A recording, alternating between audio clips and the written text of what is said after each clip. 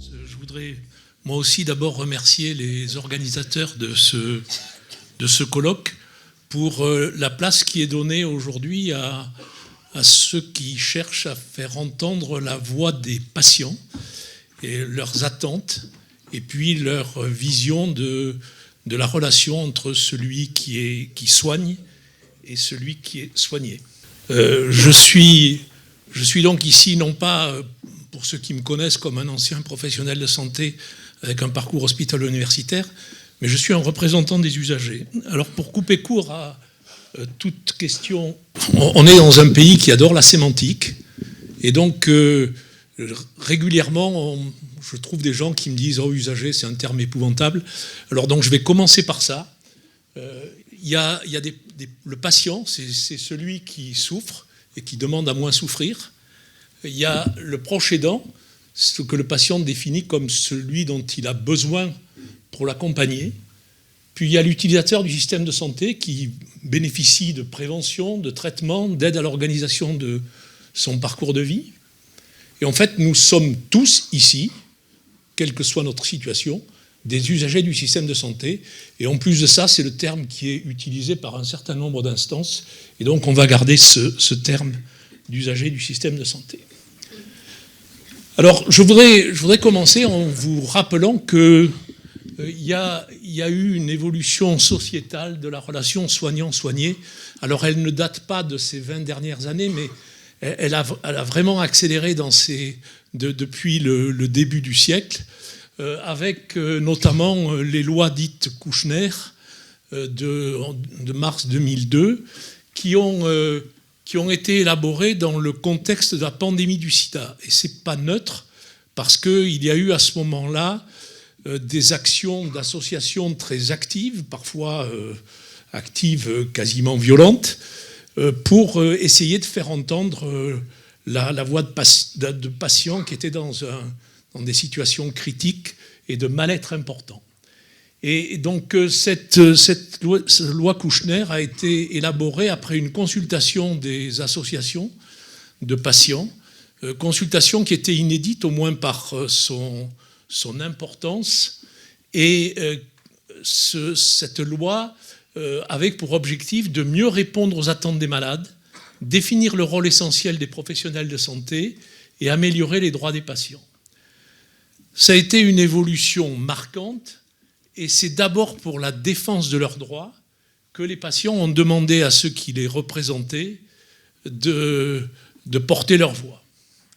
C'est une évolution qui a été générale, et comme on le rappelait tout à l'heure, elle a surtout intéressé les pays d'Amérique du Nord et les pays d'Europe. Et pourtant, ce n'était qu'un début, puisque sur ces 20 dernières années, cette relation entre, d'une part, les patients, leurs proches aidants et plus largement les usagers du système de santé, et d'autre part, l'ensemble des professionnels de la santé intervenant dans le parcours de soins, elle a continué à évoluer. Et finalement, c'était pour cette évolution, elle essaie de faire passer l'usager d'un statut d'objet de soins à un statut de coacteur de l'organisation de son parcours de soins. Et ceci implique que le patient il souhaite avoir une information sur le rapport bénéfice-risque de son parcours de soins, en cohérence avec son parcours de vie. Il demande à ce que soit pris en compte le proche aidant qui lui est indispensable, et ceci est particulièrement vrai dans les situations de handicap, que ce handicap soit visible ou invisible, et aussi dans les maladies chroniques dont on a rappelé qu'elles étaient de plus en plus nombreuses et longues, et aussi de la prise en compte à côté du savoir des professionnels, du savoir expérientiel que le patient a appris par le vécu de sa maladie. En synthèse, c'est en fait passer du faire pour le patient à faire avec le patient. Et cette demande des patients, les patients souhaitent qu'elle soit reconnue à la fois dans la relation individuelle de soins et dans l'organisation collective de notre système de travail. de notre système de santé, et c'est sur ces deux aspects-là que j'évoquerai quelques points importants. Alors c'est compliqué ça, parce que c'est un changement de culture, et que comme tout changement de culture, ça entraîne un certain nombre de réactions. Alors pourquoi c'est un changement de culture qui va être lent et difficile, à la fois pour les professionnels de santé, mais aussi pour les patients eux-mêmes, et j'en donnerai quelques exemples. C'est difficile parce que jusque-là, la relation de soins était historiquement basée, et on a rappelé quelques grandes étapes, et merci à Thierry Lavabre-Bertrand d'avoir brossé ceci. C'était souvent une relation sur un pouvoir dominant du sachant, accepté par le patient, avec au mieux une bienveillance ou une sollicitude teintée de paternalisme. Et un patient dont on attendait qu'il soit obéissant, et vous n'a qu'à se rappeler ce que veut dire le terme d'observance thérapeutique, et patient qui n'a pas à poser de questions. Ça, c'est pour la relation telle qu'elle a souvent été jusqu'à ces 30 ou 40 dernières années. Et puis, il y a une formation des professionnels, et je fais partie de cette génération-là, comme un certain nombre d'entre vous, qui a été longtemps basée sur je dois tout savoir. Et d'ailleurs, j'ai été sélectionné sur ce critère. Plus je savais, meilleur j'étais. Je dois pouvoir tout faire tout seul. Et puis, j'ai été formé surtout plus à guérir qu'à prendre soin. Et dès lors que je ne guéris plus, souvent je me mets en retrait. Et je pense qu'un certain nombre d'entre nous, en tout cas c'est mon cas, se souviendront de ces visites dans lesquelles on sautait la chambre du patient qui était tout à fait dans les dernières heures de son parcours parce que le médecin n'avait plus rien à faire en termes de guérir. À côté de ça, ça entraîne une remise en cause des savoirs et des rôles, et c'est toujours donc dans le mal-être que ça procure, une perte de reconnaissance socio-professionnelle, une perte de pouvoir qu'avait le médecin, et une méfiance vis-à-vis de complications qui vont arriver de la part de récriminations des usagers. Et si on regarde les leviers de mise en œuvre d'actions innovantes, ils sont finalement peu nombreux. Il y a le caractère obligatoire. Alors, sitôt qu'il y a un caractère obligatoire, on trouve des solutions pour innover. Et puis aussi, il y a les initiatives exemplaires. Et aujourd'hui, c'est sur ça qu'il faudra essayer de se baser. Alors, en fait, à cette acculturation lente et difficile, répondent quand même, et c'est heureux, des pratiques en mutation. Alors, dans la relation individuelle de soins, eh bien, on a une écoute du patient qui est plus importante, en tout cas à laquelle on fait attention, une concertation pluriprofessionnelle dont parlait tout à l'heure la doyenne Isabelle Lafont. Et pour le patient, on essaie de lui dire qu'il a le droit de poser des questions, il faut qu'il ose poser des questions, il faut qu'il fasse entendre son savoir expérientiel, et il faut qu'il fasse état de son parcours ou de son projet de vie qui est important pour qu'il soit en cohérence avec le parcours de soins. Dans l'organisation collective des soins, il faut prendre en compte les besoins des usagers et il faut prendre en compte les besoins et ne pas seulement se préoccuper de l'offre. Il faut reconnaître l'engagement des usagers et une instance comme la Haute Autorité de Santé a un conseil pour l'engagement des usagers. Et on va voir un certain nombre dans cette organisation collective des soins, j'y reviendrai, un certain nombre de participation de patients avec des missions assez bien définies. Dans la formation initiale et continue, et la doyenne Isabelle Lafont a insisté là-dessus, on a vu introduit le savoir-faire et le savoir-être, la coordination interprofessionnelle. On voit aujourd'hui que à côté de l'evidence-based medicine, il y a de temps en temps une approche qui montre qu'il y a aussi de l'incertitude en médecine et que cette incertitude, elle fait partie de la justesse médicale, aussi curieux que ça puisse paraître. Il y a une prise en compte et une organisation de l'ensemble des savoirs et il y a une participation des patients à la formation. Et puis il y a d'autres domaines de pratique en mutation, et je ne parlerai pas de tous, mais dans la recherche, on voit des patients et des usagers participer à l'élaboration et à la validation de projets de recherche, au-delà de leur participation institutionnelle dans les comités de protection de personnes.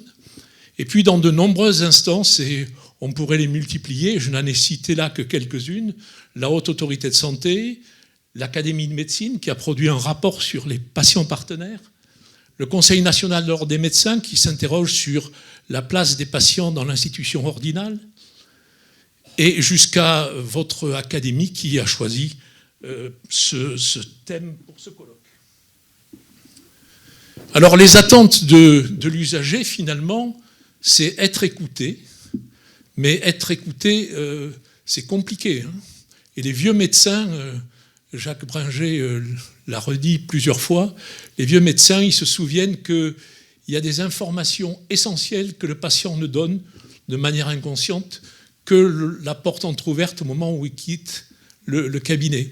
Donc si on n'est pas attentif à ces informations-là, on risque de ne pas écouter ou de ne pas entendre suffisamment le patient.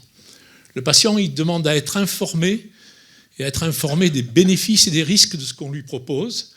Et aujourd'hui, un exemple de la difficulté de ça, c'est que la plupart des patients qui ressortent de chez leur pharmacien avec les produits correspondant à une ordonnance réduite de 3 médicaments, regardent les résumés des caractéristiques produits de chacun, disent à leur lecture que le premier, sans doute, il ne va pas très bien lui aller, donc il ne le prend pas. Le deuxième, il ne prend que le comprimé du matin et pas celui du soir, qui est susceptible de l'empêcher de dormir. Et le troisième médicament, il le prend conformément à la prescription.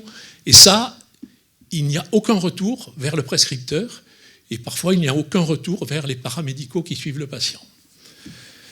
Et enfin, le patient, il demande à être accompagné dans un parcours de soins coordonné. Et ça, c'est important parce que le patient ne peut pas coordonner lui-même son parcours. Un patient qui sort d'une consultation avec il vous faut trouver un rendez-vous d'IRM, eh bien, il risque d'avoir un rendez-vous d'IRM des semaines, voire des mois après. Quand le médecin qui s'occupe de ce patient expose à son confrère les raisons pour lesquelles il a besoin, dans un délai raisonnable, d'un rendez-vous d'IRM, il l'obtient dans les délais raisonnables voulus. Et donc cette coordination interprofessionnelle, elle est majeure. Et quand le patient a un médecin qui répond à ces 3 lignes, il dit c'est un bon médecin.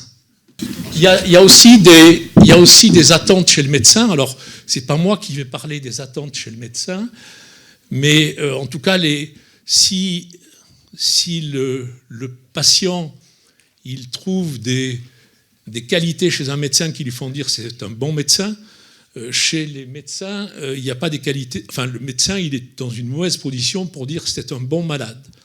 Par contre, je voudrais essayer. Pardon ? Non, je n'ai pas tout à fait terminé, mais en fait, je peux aussi terminer plus rapidement. Le patient et le médecin, ils ont besoin de partager un certain nombre de valeurs humaines communes. Et lorsque on fait un nuage de mots dans un groupe mêlant des professionnels et des patients, on s'aperçoit qu'il y a des mots qui reviennent très souvent. Celui qui revient le plus souvent, c'est le respect. Et donc ce respect, le patient en a besoin, comme en a besoin le médecin.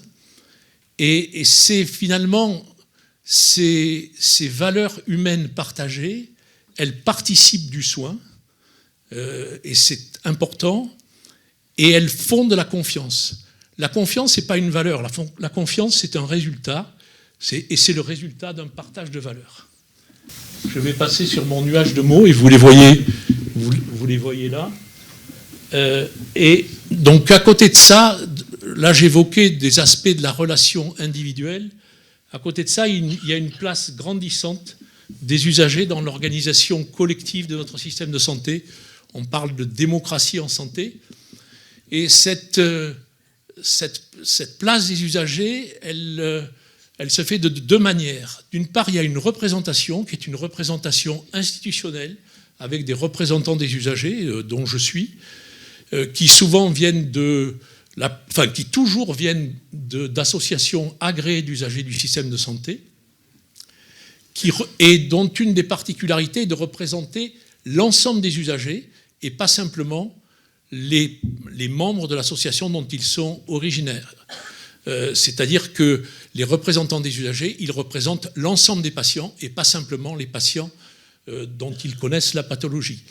À l'inverse, il y a d'autres partenaires qui participent avec une fonction moins institutionnelle et qui vont avoir des missions qui, elles, se rapprochent plus de ce qu'on a déjà évoqué, c'est-à-dire la pérédance ou des missions qui demandent à connaître directement et à vivre directement la maladie dont on parle. Cette place grandissante des usagers, elle se fait dans différents champs d'action. Et là, il y en a 3 principaux. Il y a les établissements de santé, il y a les établissements sociaux et médico-sociaux, et il y a les soins de proximité. Et puis, à différents échelons aussi, et les usagers, ils sont dans ces différents échelons en fonction des instances dans lesquelles ils siègent, un échelon national, un échelon régional, un échelon territorial, dont a parlé la doyenne Isabelle Lafont, et puis un échelon local, dans lequel c'est par exemple des représentants des usagers au sein d'un établissement de santé où ils siègent dans une commission des usagers où ils travaillent comme patients partenaires. Alors, en fait, tout ça, finalement, ça aboutit à la seule évolution souhaitable de la relation soigné-soignant, qui est le partenariat en santé. Et le partenariat en santé, j'ai repris cette définition du Centre opérationnel du partenariat en santé, qui est une structure mise en place en Occitanie. C'est agir ensemble pour le bien-être physique, mental et social de chacun, en reconnaissant la complémentarité des expériences, des savoirs, des compétences, à la fois des usagers et des professionnels, pour de la co-construction, de la co-décision et de la co-mise en œuvre de projets de santé de chacun et de tous. Et ce partenariat en santé, c'est un axe fort du projet régional de santé actuel pour l'Occitanie, et c'est en même temps concrétisé, je vous le disais, par un centre opérationnel du partenariat en santé, et je vous redonnerai dans les actes les différents liens vers ces structures.